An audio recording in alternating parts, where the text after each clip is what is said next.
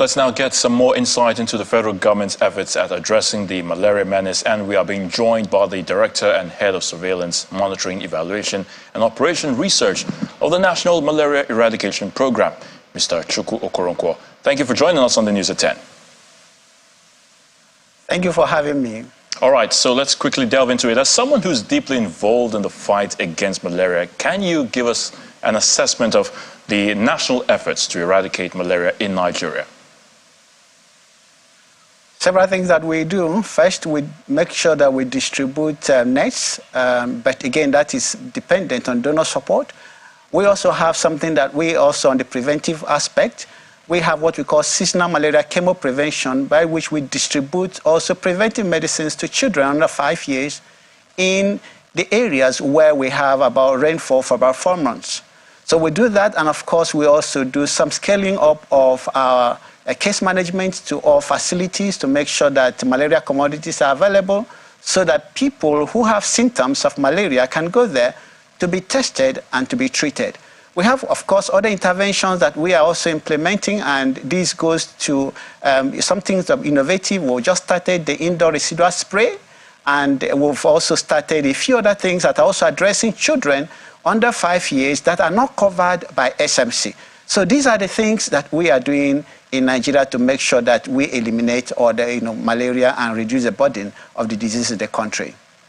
All right, so Nigeria is among the 4 African countries with over 50% of malaria deaths in the African continent. Tell us, what should be done as a country to at least reduce the disease burden? I think we need, just in tune with what is the theme of this year's Malaria Day, which has to do with innovation, and which has also to do with implementing, and then which has also to do with investing. First and foremost, we need to upscale our current interventions because we've not done this up to scale. Apart from this year, there are about 13 states that do not have any form of support, and it just is said that they are starting to get some support from the World Bank and from the Islamic Development Bank. We also need some innovation. Innovative means, like we're talking about, and one of those innovative means, of course, is this issue of the vaccine that is coming on board, and we think is going to be part and parcel of the game changer. But let's not get our hopes too high. It is a complementary tool. It is not all the tool that we need. So let's not get our hopes too high. But we need to really invest in malaria prevention and, of course, in the control of malaria in this country if we are to make any significant progress. So what does the provisional approval recently given by NAFDAC to the malaria vaccine mean in the fight against the disease? You know, there are 2 types of vaccine. The RTSS vaccine, which already has been approved, and which also Nigeria has applied for, but will not be available until 2024.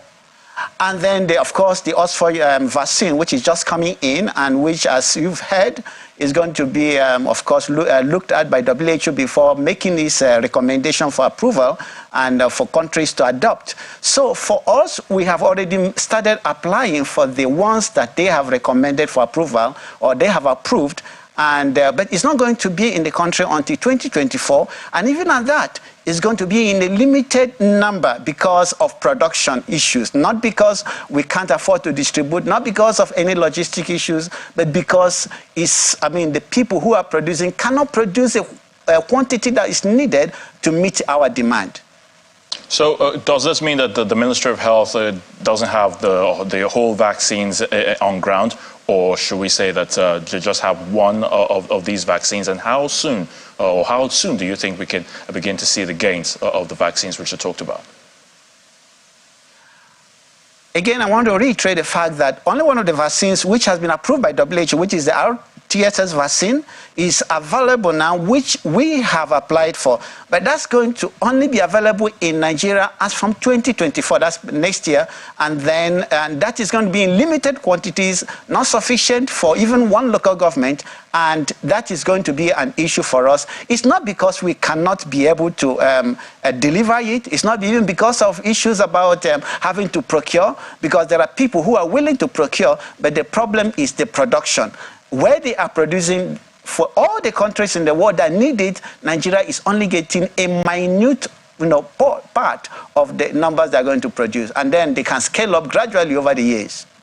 All right, we'll definitely leave it at that. Mr. Chukwu Okuronko, we thank you for your thoughts on the news at 10. Thank you very much.